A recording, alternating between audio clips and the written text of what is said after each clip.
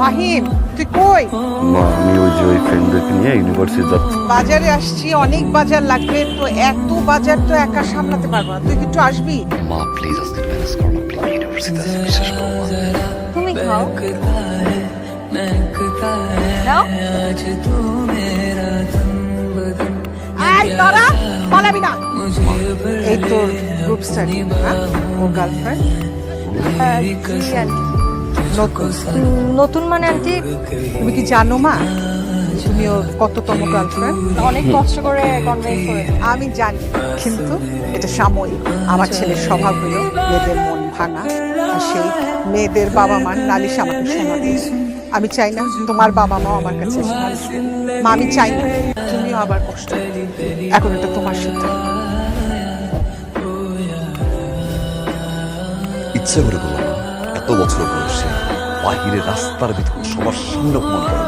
আমি তোকে অপমান করি, অপমানিত আমি হই। তোর কি একটা বার মনে হয় তোর মা একজন স্কুলে পড়া একজন শিক্ষিকা, তার একটা সম্মান আছে? আমি মহল্লায় যেতে পারি না।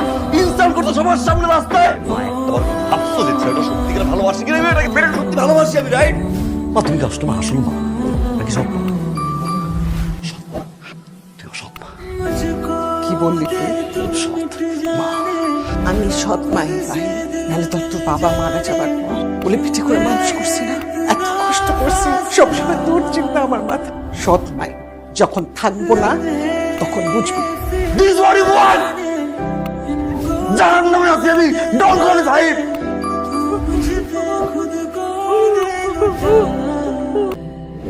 जब सांसें भरूं मैं बंद, आंखें करूं पहली बार आया ओ यारा।